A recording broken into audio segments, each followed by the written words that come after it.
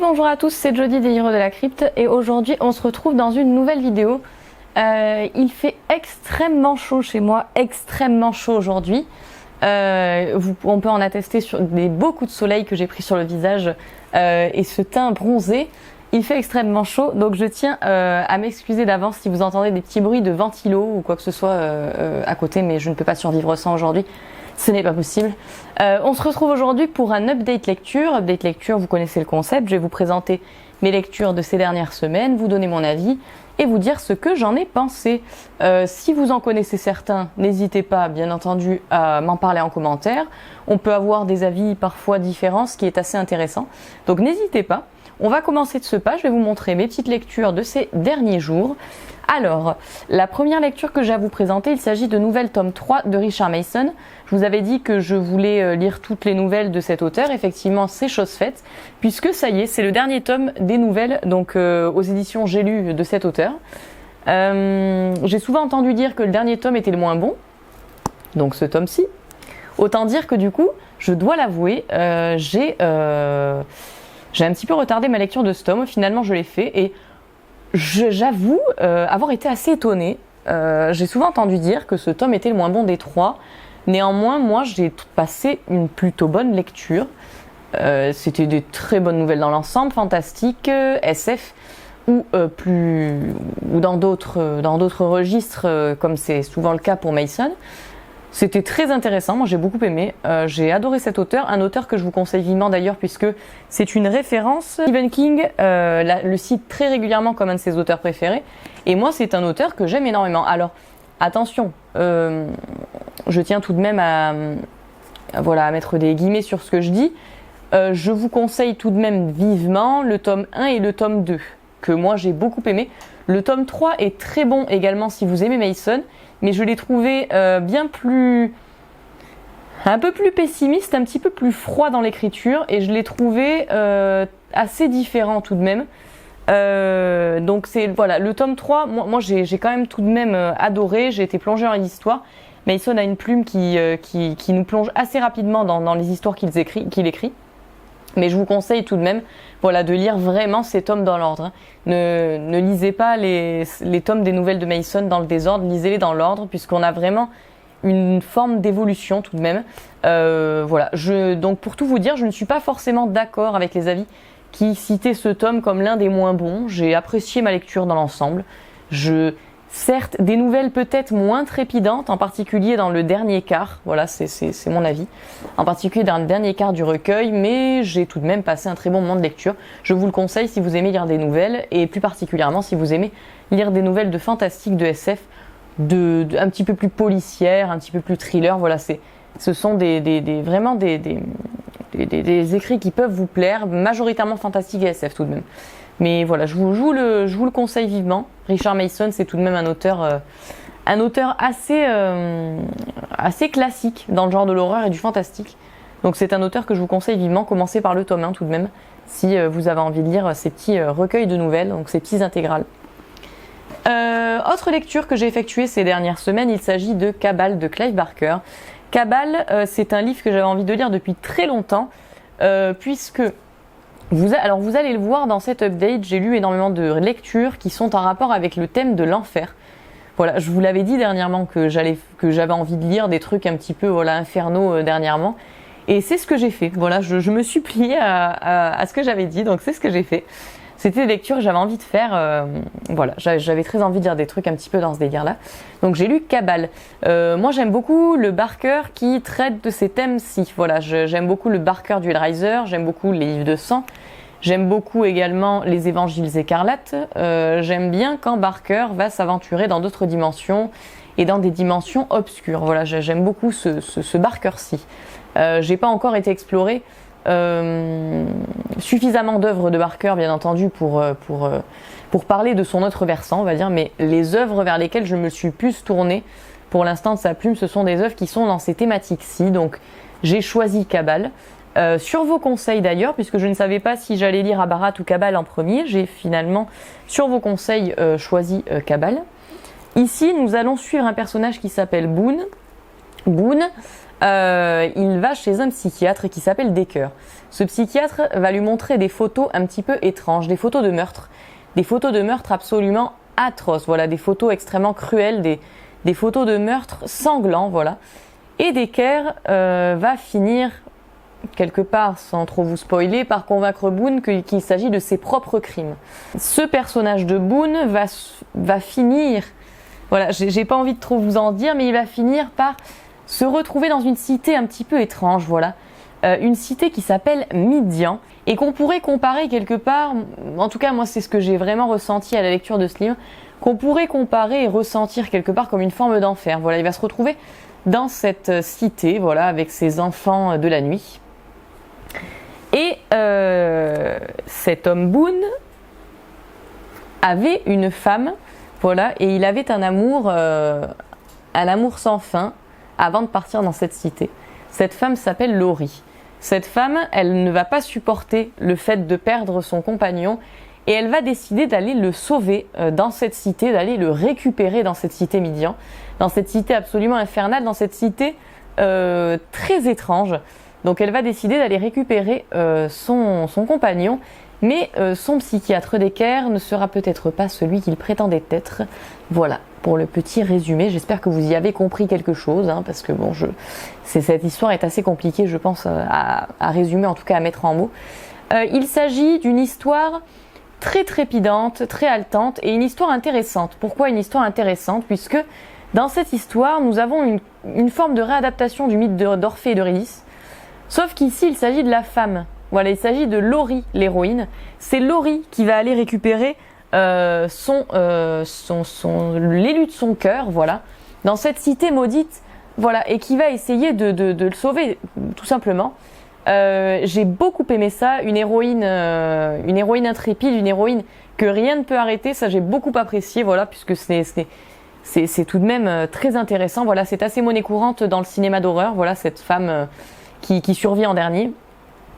Voilà, moi j'aime beaucoup retrouver ce modèle-ci, voilà, de l'héroïne féminine dans les romans d'horreur. Alors attention, après petit bémol, Laurie n'est pas la seule héroïne de ce roman, voilà, je tiens à le préciser, mais il est tout de même intéressant, voilà, de voir ça dans des romans d'horreur. J'ai beaucoup apprécié la thématique, c'est très intéressant, c'est très cinématographique, ça, voilà, d'ailleurs ça a été adapté en film, ça m'étonne pas, puisque on est dans une ambiance extrêmement cinématographique. C'est très très très bien mené, très trépidant. Et Barker c'est ça, voilà. Barker c'est un peu comme King, pour l'instant je dis bien, puisque je suis loin d'avoir lu toutes les œuvres de Barker. Et pour l'instant j'ai remarqué quand même tout de même un schéma assez similaire au King, c'est-à-dire que soit c'est comme ça, c'est trépidant, on est à fond dedans, voilà, on est vraiment dans quelque chose de très cinématographique, de très haletant, voilà, dans la lecture, on a envie de tourner les pages, on a envie de ne plus s'arrêter, soit, comme c'était le cas notamment pour le jeu de la damnation, on s'ennuie terriblement. Voilà, puisque Barker est extrêmement bavard dans certains de ses romans, et on s'ennuie terriblement. Voilà, en tout cas, moi, ça a été le cas pour le jeu de la damnation. Et voilà, ici, je retrouve vraiment le Barker que j'adore, des livres de sang, des Hellraiser, on retrouve le Barker trépidant qui ne perd pas de temps et qui nous plonge tout de suite dans un univers très travaillé. Voilà, on reconnaît tout de suite l'univers de Barker de toute manière. Ensuite, après cet écrit, je me suis penchée sur un classique que j'avais envie de lire depuis très longtemps, un classique que j'avais très peur de lire, mais je me suis dit, allez, faut se lancer. J'ai lu la Divine Comédie de Dante Alighieri, j'espère que je le prononce correctement. Alors, la Divine Comédie, c'est un classique absolu. Voilà, c'est un classique absolu qui a inspiré énormément de personnes, énormément de gens. Je pense que je n'ai pas besoin de vous le dire, que ce soit dans l'art, que ce soit dans le cinéma, que ce soit même dans la musique, partout. C'est une œuvre qui a inspiré de partout, dans la littérature, de partout. Voilà, c'est une œuvre fondatrice. C'est une œuvre importante puisque c'est une œuvre que j'avais envie de lire, car je pense vraiment que c'est une clé de compréhension pour pas mal de textes. Voilà. Il y a tellement de textes qui sont inspirés de cet écrit que, voilà, en lisant ce livre, je pense que ça m'a permis tout de même d'avoir les clés de compréhension quand je lirai d'autres bouquins, puisque étant donné que je lis des bouquins d'horreur, je peux faire face assez régulièrement à des références à la Divine Comédie de Dante. Et voilà, cette lecture m'a été très utile, vraiment très utile. Une lecture, attention, je tiens quand même à mettre un petit bémol, qui n'est pas, que je ne qualifierais pas de totalement ou hyper accessible, voilà, à tous, on va dire. Je vais vous expliquer pourquoi. On est dans un récit ici qui s'écrit en vers, voilà, donc on est dans une écriture en vers.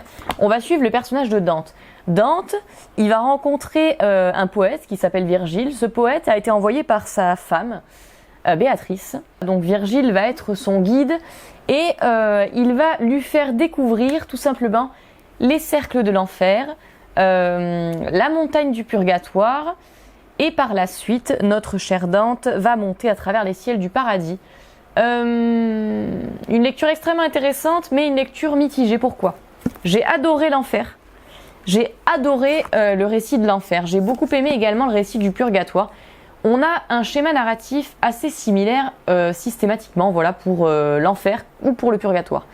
Autrement dit, Dante va explorer avec notre ami Virgile les cercles de l'enfer. À chaque fois qu'il va explorer un cercle, nous allons voir en quoi consiste ce cercle, c'est-à-dire pour quel péché ce cercle est-il dédié, quelles sont les punitions réservées aux pécheurs qui se trouvent dans ce cercle. Et ensuite, Dante, ou tout du moins Virgile, va s'entretenir avec un des damnés qui se situe dans ce cercle afin de comprendre ce qu'il a fait pour en arriver là, ou tout du moins le parcours de ce damné. Voilà, pour le schéma narratif à peu près de l'enfer. Au purgatoire, nous sommes dans quelque chose d'assez similaire. Alors, je vous explique, en enfer, je comprends que ce récit ait effrayé des tonnes de personnes à l'époque. En enfer, on est quand même dans des trucs assez dégueulasses, assez choquants quand même pour l'époque à laquelle ça a été écrit. Je veux dire, on fait quand même face à des hommes qui se font brûler vifs, qui se font éviscérer, qui se noient dans des tonnes d'excréments, qui se font dévorer par des créatures toutes plus affreuses les unes que les autres. Nous sommes quand même dans des récits assez cauchemardesques. Le purgatoire, c'est intéressant. Donc là, tout n'est que souffrance. Les damnés ne sont que dans souffrance. Le purgatoire est dans un schéma narratif assez similaire à celui que je vous ai décrit là, à l'instant pour l'enfer. Sauf que le purgatoire, du coup, dans le purgatoire, nous avons des personnes qui regrettent ce qu'elles ont fait, qui se sont confessées, qui se sont excusées, qui regrettent profondément ce qu'ils ont fait. Mais le purgatoire, c'est pas exceptionnel non plus. Voilà, on a quand même des... Alors oui, voilà, au purgatoire, je vous explique, c'est comme un enfer, sauf que au lieu que les hommes hurlent la mort parce qu'ils souffrent terriblement, les hommes souffrent, mais ils chantent. Voilà, ils chantent parce qu'ils regrettent. Donc voilà, voilà le purgatoire. On est quand même, certes, dans quelque chose de moins cauchemardesque qu'en enfer, mais c'est quand même, voilà, quand on le lit, on se dit quand même, c'est... Ouais, voilà quoi, c'est spécial le purgatoire quand même. Je veux dire, on a quand même des hommes qui marchent écrasés par le poids de pierres, qui essaient de marcher. Enfin voilà, on a des choses assez particulières tout de même au purgatoire. Et le paradis, à contrario, m'a profondément ennuyée quoi. Je me suis ennuyée à la lecture du paradis, je me suis terriblement ennuyée. Je me suis même demandé si j'allais pas arrêter ma lecture parce que je me suis vraiment profondément ennuyée à la lecture du paradis. C'était très compliqué. Ça a été une lecture très laborieuse. Je me suis assez ennuyée quand même à la lecture du paradis. Je dirais que c'est pour ça que ça en fait une lecture mitigée. J'ai adoré l'enfer, que j'ai trouvé très intéressant. Le purgatoire était extrêmement intéressant également.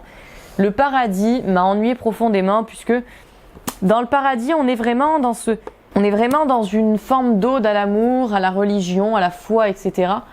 Quelque chose qui ne m'a pas forcément impacté, que j'ai trouvé assez long, je dois l'avouer. Non, voilà, le paradis ne m'a pas forcément touché, mais c'est une lecture que je vous conseille.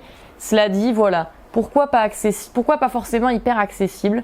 On a des termes parfois qui sont assez compliqués à comprendre et on a de nombreuses références à la culture antique ou à d'autres cultures encore qui peuvent vous être inconnues à la lecture, des choses que vous n'allez peut-être pas saisir, ce qui a été mon cas à certains moments. Donc une très bonne lecture, une lecture qui me semble extrêmement utile pour avoir des clés de compréhension d'autres écrits. Mais voilà, tout de même pas un énorme coup de cœur, voilà. Ensuite, j'ai lu L'Épave de Serge Brussolo. Je l'ai lu sur la plage, ce livre. Autant vous dire que le contexte était parfait. Ça faisait très longtemps que j'avais envie de lire un Serge Brussolo, donc je me suis lancée. Dans ce Serge Brussolo, nous allons suivre un jeune homme qui est commis d'apothicaire, et ce jeune homme, il déteste son travail. Il a un boss qui est extrêmement chiant, qui est vachement sur son dos, qui est insupportable et qui passe son temps à faire des expériences qui ne mènent à rien. Voilà, des expériences ridicules, des expériences scientifiques absolument ridicules. Il en a marre de son job, et ce jeune homme, il a des envies d'indépendance, voilà, parce qu'il habite encore chez ses parents, il sent qu'il est un petit peu lourd pour ses parents, et il a des envies d'indépendance. Voilà, il a envie de prendre son envol, ce jeune homme, de partir prendre la mer même. Quelle ne fut pas sa chance lorsqu'il tomba sur un navire dont l'équipage allait bientôt partir, puisque cet équipage, sa mission, c'est de déterrer des épaves d'anciens bateaux et tout simplement d'y trouver de l'or, d'y trouver des choses, etc. Voilà, ils font, grâce à un système un petit peu étrange, assez fantasque, ils vont faire remonter ces épaves à la surface et ils vont pouvoir en récupérer les différents objets. Voilà, pour le petit pitch. Sauf que ce bateau dans lequel ce jeune homme va se lancer avec son équipage, ce bateau, il est fourni en ancienne légende locale, en ancienne légende sombre, en ancienne superstition étrange, en particulier à propos d'un vieux théâtre où les gens se faisaient réellement tuer, un théâtre mécanique. Et ce bateau est truffé de ces anciennes légendes, voilà. Donc on a tout de même, dès le début de ce récit, on sait qu'on est dans une ambiance un peu sombre, on ne sait pas trop où notre jeune homme s'embarque. Et on va se rendre compte que ce jeune homme ne s'embarque pas dans quelque chose de très fameux. Voilà, pour ne pas trop vous spoiler, on est clairement dans une histoire finalement de vaisseaux, de bateaux fantômes, de bateaux un petit peu, voilà, de bateaux hantés par d'anciennes légendes, par un passé douteux, voilà, on est dans une expédition maritime qui va mal se passer, voilà. Un récit que j'ai énormément aimé, un récit qui est extrêmement bien, très cinématographique également, très prenant, voilà, on a envie de lire la suite. Très bien mené, très original également, voilà, j'ai trouvé l'histoire extrêmement originale, voilà, on ne voit pas ça partout. C'est vraiment la première fois que je lis un récit de cette trempe, et c'est la première fois que je lis un récit qui a ce scénario également. Très intéressant. Mais un récit pour lequel j'ai des bémols, voilà. Un récit pour lequel j'ai des bémols qui m'ont empêché de dire que c'est un coup de cœur. J'aurais dit que c'était un coup de cœur s'il n'y avait pas ce bémol. Je vous explique. Le bémol que j'ai rencontré dans ce récit, c'est le traitement de la femme. C'est-à-dire que la femme dans ce récit est sans arrêt violentée, sexualisée ou inutile. Voilà, c'est à peu près tout ce qu'est la femme dans ce récit. Ça m'a un peu dérangée. Il y a des choses qui m'ont un peu dérangée. Alors après, voilà, j'ai continué jusqu'au bout et ça m'a pas non plus fait arrêter de lire parce que on est quand même dans une dystopie dans ce récit. On le voit assez vite, moi je trouve, à la lecture. On n'est pas dans notre monde. On n'est pas dans notre monde dans ce récit. On le voit de suite. C'est une société quand même assez désolée, assez voilà, délabrée, triste, très. Voilà, c'est pas une société joyeuse qu'on a dans ce roman, mais il y a des choses qui m'ont gênée quand même. À un moment donné, notre personnage va aller sur une île où les femmes sont contraintes d'être des prostituées, elles sont contraintes d'en être, tout bêtement. Voilà, elles ne sont que des objets de désir et elles ne sont rien d'autre. Et dans le récit, pourtant, on nous dit que ces femmes-là, voilà, je sais pas, elles sont contentes d'être là, elles préfèrent. Ah oui, il y a une phrase qui m'a fait tiquer, et vraiment, je me suis dit, non mais.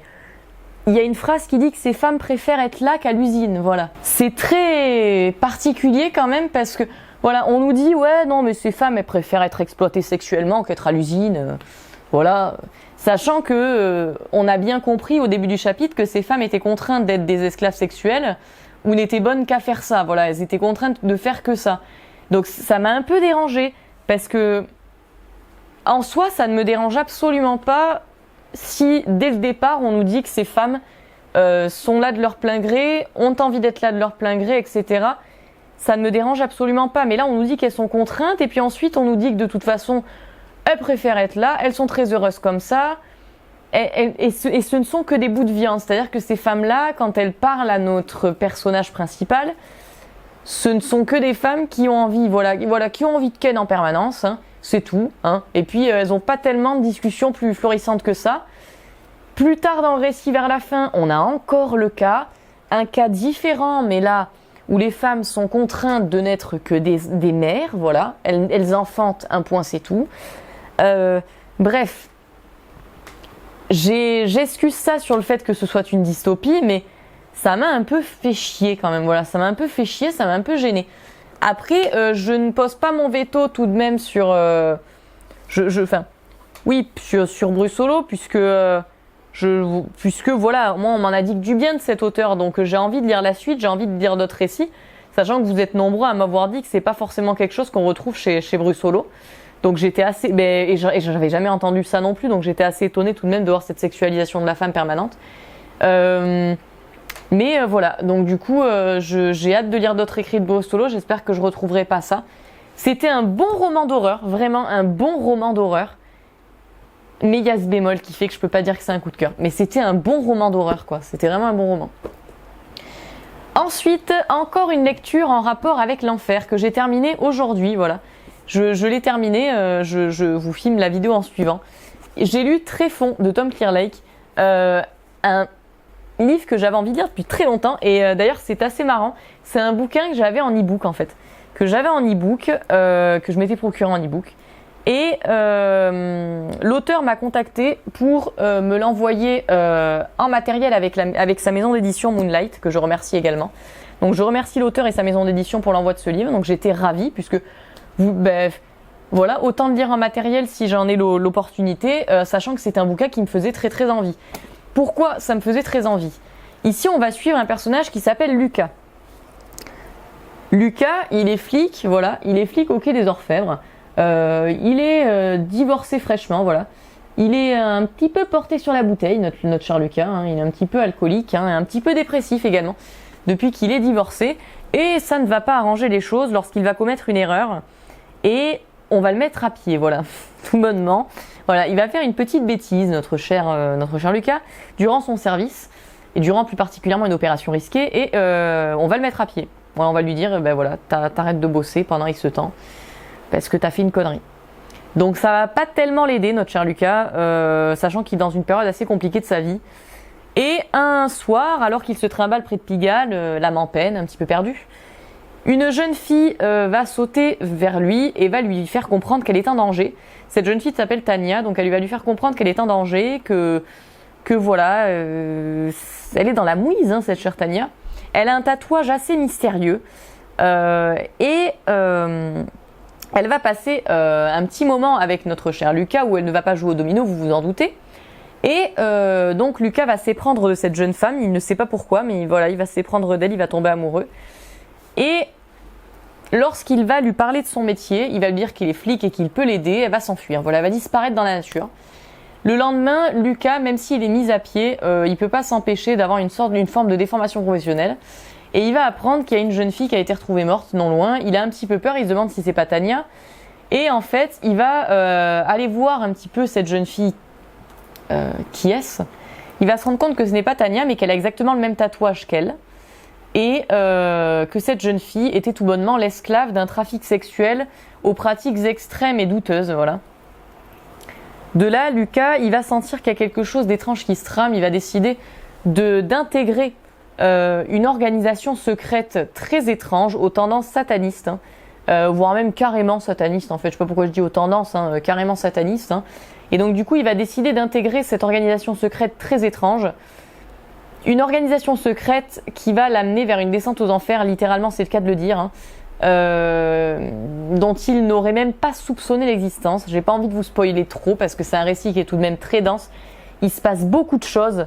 Voilà, on est dans un récit de quasiment 500 pages et il se passe beaucoup de choses là-dedans, hein, vous vous en doutez, énormément de choses. c'est un récit que j'ai adoré et pourtant c'était pas gagné. Pourquoi c'était pas gagné? Parce qu'au début, je lis un personnage qui s'appelle Lucas qui est flic, un petit peu névrosé ce petit flic, un petit peu névrosé. Je me dis oh putain, je me dis j'espère qu'on n'est pas dans un récit d'enquête, vous le savez, je vous l'ai déjà dit plein de fois sur cette chaîne, vous connaissez cette phrase que je vous ai souvent sortie de ma bouche, je déteste les enquêtes type inspecteur Dupont, qui fait une recherche ADN, voilà, avec ses chers amis. Voilà, tous ces trucs-là, voilà, les enquêtes policières, les policiers, j'aime pas. Voilà, j'aime pas. C'est pas un truc qui me stimule quand je le lis, je suis pas dedans, quoi. Donc j'ai eu très peur. Ah ben non, mais en fait, j'ai eu très tort, hein. Dès le second chapitre, j'étais à fond dedans, parce qu'on est vraiment on est plus dans une forme de thriller, vraiment, que de policier. Il y a une enquête, hein. Il y a une enquête qui se déroule, mais on est plus dans une forme de thriller que de policier, et c'est une ambiance très sombre, un récit extrêmement original. Voilà, on est vraiment dans une histoire, comme je vous le disais pour Cabal, comme je vous le disais pour l'épave. Voilà, ce sont des récits que je n'ai pas vus ailleurs. Voilà, ce sont des récits que je n'ai pas lus ailleurs, et ça, mais c'est juste génial. Voilà, c'est juste génial quand on lit un livre dont on n'a jamais vu le récit ailleurs. C'est très intéressant. Et ce que j'ai beaucoup aimé également, c'est que cette lecture clairement tombait à pic, puisque j'avais lu dernièrement La Divine Comédie de Dante, et cette œuvre est assez régulièrement citée dans ce récit. Et Tom Clearlake a carrément fait une variation, en fait, carrément, Ah, j'ai pas envie de vous spoiler, mais il a carrément fait une adaptation, en fait, quelque part de La Divine Comédie de Dante dans son récit. J'ai trouvé ça très bien mené, très intéressant. Et j'avais vraiment toutes les scènes en tête quand je le lisais. J'avais l'impression que je lisais un film d'horreur. C'était plaisant, c'était très très bien. Je sais que les avis sont mitigés sur ce roman. Moi, j'ai adoré, je vous le conseille à 100%. C'était très bien, quoi. J'ai été à fond dedans. Je l'ai lu extrêmement rapidement, ce qui est très bon signe chez moi. Et j'étais dedans, voilà. J'étais dedans. Je ne peux que vous conseiller ce récit d'horreur si vous aimez les ambiances un petit peu infernales, les thrillers, assez haletants, voilà, où il se passe pas mal de choses. Il y a des scènes extrêmement difficiles dans ce récit, cela dit, warning, hein, je tiens à vous le dire. Voilà, il y a des scènes qui sont pas faciles à lire. Mais c'est un roman que je vous conseille vraiment, voilà, si vous avez envie de quelque chose d'haletant. Ou si même vous êtes en panne de lecture, ça peut vous sortir d'une panne de lecture, un récit comme ça. Donc voilà, je vous le conseille. J'en ai terminé pour cette update lecture. Je vous ai présenté les 5 dernières lectures voilà, que j'ai faites ces derniers jours, cette dernière semaine, donc voilà, dernièrement. En ce moment, comme à chaque fin de vidéo, je vais vous présenter mes lectures actuelles. Je continue mon Pumpkin Autumn Challenge. Comme vous l'avez constaté, j'ai déjà lu Tréfond et L'Épave dans le cadre de ce challenge. Donc je continue avec un roman dont vous êtes la victime, par les liens du sang de Jean-François Vinet, qui est une sorte de livre dont vous êtes le héros en version horrifique. Donc voilà, j'ai hâte de découvrir ça. Je ne l'ai pas commencé puisque je viens de finir Tréfond aujourd'hui, donc ça sera ma prochaine lecture. Et en parallèle, ça vous le savez également, je suis toujours dans ma lecture de Kawabana sur ma liseuse. Une lecture qui, comme pour les nouvelles de Mason, va prendre un petit peu plus de temps car je ne peux pas enchaîner un recueil de nouvelles, surtout quand il est aussi dense. Puisque voilà, il faut le savoir, Kawabana est assez dense comme pour le recueil de Mason. Je ne peux pas enchaîner autant de récits différents d'un coup. Donc c'est un récit dans lequel je prends mon temps, dans lequel je me plais, un récit que j'adore, voilà, des nouvelles que j'aime beaucoup. Donc je vous en dirai des nouvelles dans un update lecture très prochainement. Ma prochaine vidéo, je pense, sera alors, ça dépendra de votre réponse sur Instagram. Je vous ai annoncé sur Instagram là dernièrement que j'allais lancer mon challenge littéraire, voilà, qui allait commencer le 1er décembre. Je vous ai demandé sur Instagram si vous aviez envie que je vous le présente ce mois-ci, avec les thématiques ce mois-ci de ce challenge que je vais lancer, ou si vous vouliez que je vous le présente plutôt en octobre ou novembre. Donc en fonction de cette réponse, la prochaine vidéo sera soit la présentation de ce challenge, soit un book haul. Donc voilà, pour les petites news. J'espère que vous avez apprécié cette vidéo. Voilà, moi ça m'a fait plaisir de vous présenter comme toujours mes dernières lectures. N'hésitez pas à me dire ce que vous en pensez en commentaire. Je vous fais de gros bisous et je vous dis à très vite pour une prochaine vidéo.